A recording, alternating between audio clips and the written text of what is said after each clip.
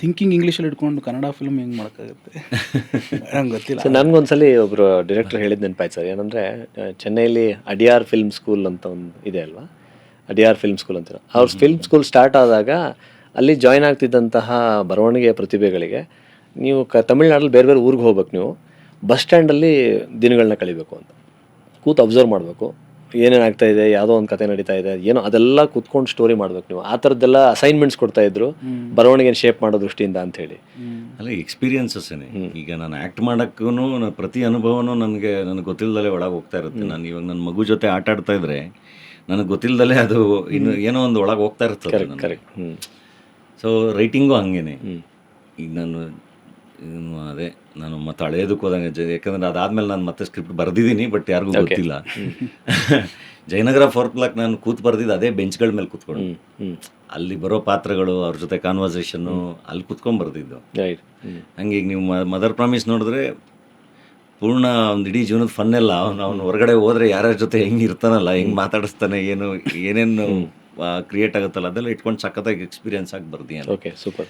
So ಜೀವನ ಅನುಭವ definitely important. ನಾವು ಹೆಂಗೆ ನೋಡ್ತೀವಿ ಅಂತ ಭಾಳ ಓಪನ್ ಆಗಿರಬೇಕು.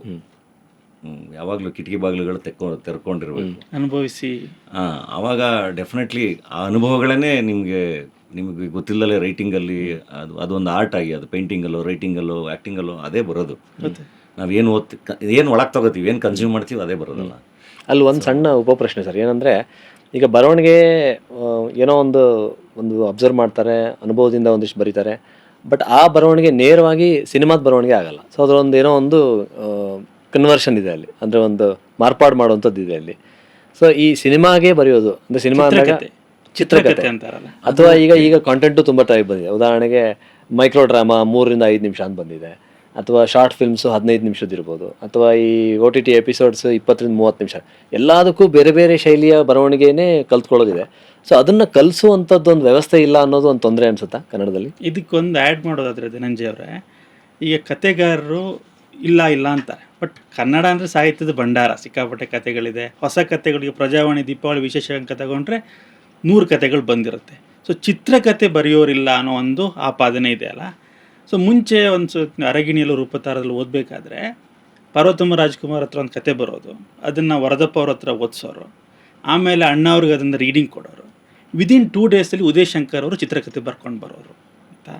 ಸೊ ಪ್ರಶ್ನೆ, ಈಗ ಕನ್ನಡದಲ್ಲಿ ಉದಯ್ ಶಂಕರ್ ಮತ್ತು ಹುಣಸೂರು ಕೃಷ್ಣಮೂರ್ತಿ ಅಂತವರ ಕೊರತೆ ಇದೆಯಾ? ಚಿತ್ರಕಥೆ ಬರೆಯುವರ ಕತೆ ಇದೆಯಾ? ಕತೆಗಳಿದ್ದಾವೆ. ಚಿತ್ರಕಥೆ ಫಾರ್ಮ್ಯಾಟ್ ಅದೇ ಓದ್ಕೊಂಡು ಅಂದರೆ ರೈಟರ್ಸು. ನಾನು ಒಂದೊಂದ್ಸರಿ ಮತ್ತೆ ಹುಣಸೂರು ಕೃಷ್ಣಮೂರ್ತಿಗಳೇ ಅಂತ ಹೇಳ್ತೀನಿ, ಇದೊಂಚೂರು ನೋಡಿ ಹೆಂಗಂತ. ಅದೇ ಫಾರ್ಮ್ಯಾಟ್ ಕಲ್ತ್ಕೊಂಡ್ಬರ್ಬೇಕು ಅನ್ಸುತ್ತೆ. ಅಂದ್ರೆ ರೈಟರ್ ಅಂತ ಅದೇ ಹೇಳಿ ಅಲ್ಲಿಗೆ ಹೋಗುತ್ತೆ. ನಾ ರೈಟರ್ ಅಂತಂದ್ರೆ ಕತೆಗಳಿದಾವೆ, ನಮ್ಮ ಕತೆಗಳಿದೆ. ಅವರೇ ಕತೆಗಾರ ಆದ್ರೂ ಅದು ಚಿತ್ರಕಥೆಗೆ ವಿಜುವಲ್ ಮೀಡಿಯಮ್ಗೆ ಬರೆಯೋದು ಬೇಕು. ಅದಕ್ಕೆ ಒಂದಷ್ಟು ಸ್ಕ್ರಿಪ್ಟ್ಸ್ ಓದಿರಬೇಕು, ರೆಡಿ ಟು ಅವೈಲಬಲ್ ಸ್ಕ್ರಿಪ್ಟ್ಸ್ ಓದಿದ್ರೇ ಅದಕ್ಕೆ ಬರೆಯೋಕ್ಕೆ ಸಾಧ್ಯ. ಇಲ್ಲಾಂದರೆ ಅಟ್ಲೀಸ್ಟ್ ಅವ್ರಿಗೆ ಆ ಪೊಯೆಟ್ರಿ ಸೆನ್ಸ್ ಇದ್ರೆ ಡೆಫಿನೆಟ್ಲಿ, ಅಂದರೆ ಲ್ಯಾಂಗ್ವೇಜ್ ಏನು ದೊಡ್ಡ ವಿಷಯ ಅಲ್ಲ. ಅಂದರೆ ಸ್ಕ್ರೀನ್ ಪ್ಲೇ ಎಲ್ಲ ಒಂಥರ ಪೊಯೆಟ್ರಿ ಥರ ಎಷ್ಟು ಈ ಸ್ಕ್ರಿಪ್ಟ್ಸ್ ಈಗ ನೀವು ಹೇಳಿದ್ರೆ ಓದ್ಕೊಂಡಿರ್ಬೇಕು ಅಂತ, ಬಟ್ ಯಾರೋ ಈಗ ಹುಬ್ಳಿಲೋ ಅಥವಾ ಇನ್ನೆಲ್ಲೋ ಹಗರಿಬೊಮ್ಮನಹಳ್ಳಿಲೋ ಹೂವಿನಡಗಲಿಲೋ ಕೂತ್ಕೊಂಡಿರೋ ಹುಡುಗ ಸಿನಿಮಾ ಮಾಡಬೇಕು ಅಂತ ಆಸೆ ಇಟ್ಕೊಂಡಿದ್ರೆ ಅವನು ಇದಕ್ಕೆ ಹೇಗೆ ಎಕ್ಸ್ಪೋಸ್ ಆಗೋದು?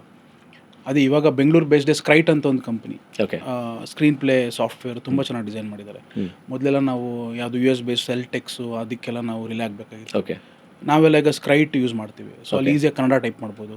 ಒಂದಷ್ಟು ಆಲ್ರೆಡಿ ಲೋಡೆಡ್ ಸ್ಕ್ರಿಪ್ಟ್ಸ್ ಇದೆ ಅಲ್ಲಿ, ಅಂದರೆ ಕನ್ನಡದ್ದೇ ಒಂದಷ್ಟು ಸ್ಕ್ರಿಪ್ಟ್ಸ್ ನೋಡ್ಕೋಬೋದು ಯಾವ ಥರ ಫಾರ್ಮ್ಯಾಟಲ್ಲಿ ಬರೀಬೇಕು ಅಂತ. ಅದು ಬಿಟ್ಟರೆ ಯೂಟ್ಯೂಬ್ಗಿಂತ ದೊಡ್ಡ ಫಿಲ್ಮ್ ಸ್ಕೂಲ್ ಯಾವುದೂ ಇಲ್ಲ. ಅಂದರೆ ಎಸ್ಪೆಷಲಿ ಅಂದರೆ ಎಲ್ಲದಕ್ಕೂ ಯೂಟ್ಯೂಬ್ ದೊಡ್ಡ ಇದೆ. ಫಿಲಮ್ ಮೇಕರ್ಸ್ಗಂತೂ ತುಂಬ ಕಾಂಟೆಂಟ್ ಇದೆ ಇಂಗ್ಲೀಷಲ್ಲಿ. ಕನ್ನಡದಲ್ಲಿ ಸ್ವಲ್ಪ ಕಮ್ಮಿ, ಬಟ್ ಕನ್ನಡದಲ್ಲಿ ಸ್ಕ್ರೈಟ್ ಅಲ್ಲಿ ಕೆಲವು ಫಿಲ್ಮ್ ಮೇಕರ್ಸ್ ಅವ್ರ ಸ್ಕ್ರಿಪ್ಟ್ನ ಹಾಕಿದ್ದಾರೆ. ನಾವು ಡೇರ್ಡಲ್ ಮುಸ್ತಫಾ ಸ್ಕ್ರಿಪ್ಟ್ನ ಪಬ್ಲಿಷ್ ಮಾಡಿದ್ವಿ. ಅಂದರೆ ಅದು ಎಲ್ಲ ಸಪ್ನ ಬುಕ್ಕೋಸ್ ಅಲ್ಲಿ ಇಲ್ಲಿ ಸಿಗುತ್ತೆ, ಸುಮ್ಮನೆ ಜಸ್ಟ್ ಆಸ್ ಅ ಸ್ಕ್ರಿಪ್ಟ್.